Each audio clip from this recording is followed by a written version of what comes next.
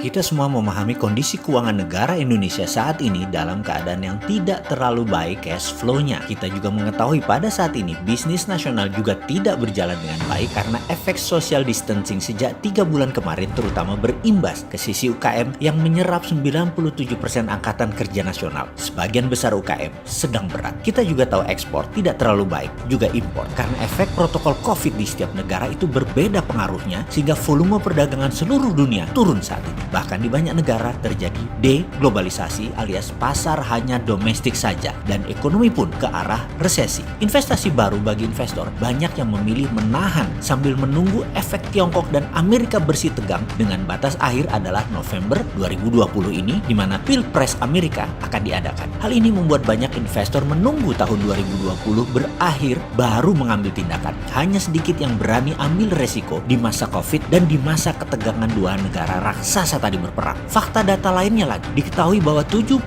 uang beredar di luar pemerintahan dipegang oleh hanya 2.000 akun bank. Bayangkan kalau satu orang punya 2-3 akun, ternyata 2.000 akun itu dimiliki tidak lebih 200-an keluarga atau kelompok bisnis yang memegang 70% keuangan tersebut di Indonesia. Di saat pandemi dan perang Amerika Tiongkok, kaum 2.000-an akun ini hanya sedikit yang mau bergerak membangun baru. Mereka hanya memutar yang sudah ada. Kesadaran atau awareness terhadap kesehatan mereka sangat tinggi. Mereka sangat paham akan fatality dari COVID sehingga dibuka PSBB atau dilonggarkan. Mereka tetap hati-hati di dalam bertindak. Bahkan mereka memilih berdiam diri sekarang tanpa investasi baru. Dengan slowdown mood ekonomi dari kaum 2.000-an akun ini, maka perputaran domestik bisa dikatakan volumenya turun banyak. Angka pastinya saya tidak tahu. Namun sampai bulan September nanti mungkin mereka belum aktif juga yang 2.000 akun ini. Kalau dunia internasional bagaimana? Multinasional organisasi semacam IMF, World Bank, dunia pasar modal seperti Wall Street mencatat penurunan volume transaksi dan arus uang. Semua orang seakan dalam kondisi siaga, red alert. Di tengah terbatasnya dana APBN, di tengah turunnya transaksi berjalan, di tengah konflik dua negara besar Tiongkok Amerika, inilah masa yang paling tepat untuk Indonesia mengambil langkah strategis, cepat dan tetap silent. Apa yang harus kita lakukan? Sebelumnya, izinkan saya memberi sedikit ilustrasi agar memahami apa yang akan kita lakukan. Saya memiliki sahabat, sudah seperti kakak saya sendiri, seorang wanita pengusaha batik berusia 63 tahun. 3 tahun yang lalu, dia divonis di kepalanya ternyata jaringan syarafnya ada blocking 20% di saluran darahnya di kepalanya, di mana resiko besar sekali jika dia harus operasi. Peluangnya untuk sehat seperti semula hanya 50%. Kemungkinan ada cacat permanen dalam dirinya.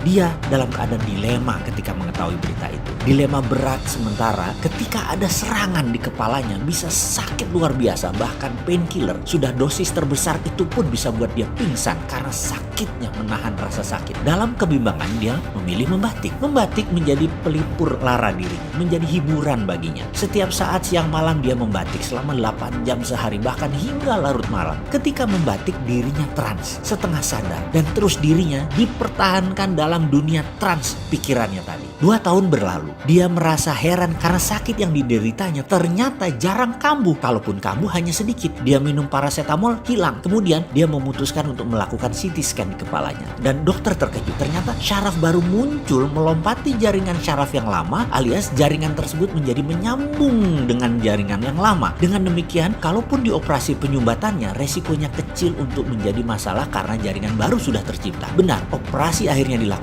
Ternyata dia sekarang sehat kembali seperti sedia kala. Sekarang apa moral cerita ini dalam strategi membangun ekonomi dan menyelesaikan masalah kedaulatan di bangsa Indonesia ini? Kita tahu salah satu strategi membangun ekonomi adalah dengan membangun supply atau membangun industri. Salah satu ilmu ekonomi yang kita akan gunakan adalah strategi yang namanya economic at war. Ada 3 referensi kita kali ini. Bagaimana Jerman membangun ekonominya sejak tahun 1918 di mana Jerman kala itu kalah perang dunia pertama dan harus membayar biaya perang kepada negara pemenang perang. Jerman dihinakan kala itu. Namun di tahun 1933 Jerman memiliki kekuatan mesin perang terbesar di Eropa dan di tahun 1936 Jerman menguasai Eropa. Bagaimana Jerman membangun kekuatan hanya dalam 15 tahun dari minus menjadi terkuat di Eropa tersebut. Yang kedua adalah Jepang. Tahun 1945 Jepang rata tanah. Namun ketika tahun 1964 Tokyo mengadakan olimpiade tercanggih dalam masa tersebut, dunia tercengang. Bagaimana caranya hanya dalam 19 tahun Jepang membangun kekuatan ekonomi demikian pesatnya dari minus di tahun 1945 tersebut. Yang ketiga adalah Tiongkok yang miskin di tahun 80-an, kemudian melakukan revolusi di tahun 1989, kemudian di tahun 2008 Olimpiade Beijing diadakan. Dunia tersentak akan kemajuan ekonomi yang demikian pesat dalam 20 tahun dibangun oleh Cina. Apa yang dilakukan sehingga Tiongkok bisa melakukan itu semua? Apakah harus surplus transaksi yang dikumpulkan? Di tahun 1989 Cina dagang aja nggak punya modal. Bagaimana mengumpulin surplus transaksi? Sekali lagi, apa yang dilakukan tiga negara itu? Inilah ilmu yang dipelajari dan dipakai dalam ilmu MMT, Modern Monetary Theory, yang diprakarsai oleh Profesor Michael Hudson. Hudson menggunakan referensi Jepang dan Jerman, dikemas dalam teknik ilmu ekonomi baru berbasis monetary dan fiskal yang dinamis. Diajari di Peking University dan diambil oleh petinggi Partai Komunis Tiongkok di tahun 1989, mulai dijalankan program tersebut. Kalau Indonesia mau menjalankan, ini semua harus dilakukan bukan menggunakan sistem yang lama, bank sistem, bank sentral sistem, bukan pakai sistem tersebut. Kita pakai jalur baru seperti halnya jaringan syaraf otak manusia yang ternyata terus tumbuh di saat masa krisis karena self-defense mechanism dalam tubuh manusia adalah pemberian Allah yang sangat luar biasa yang harus kita manfaatkan di masa seperti ini. Pertanyaannya sekarang, wahai putra bangsa yang terbaik, beranikah kita melakukannya? Ikhlaskah kita melepas ilmu lama kita? Kalau kita menyatakan old system doesn't work, maka apa yang di depan mata kita ini adalah new system that proven work.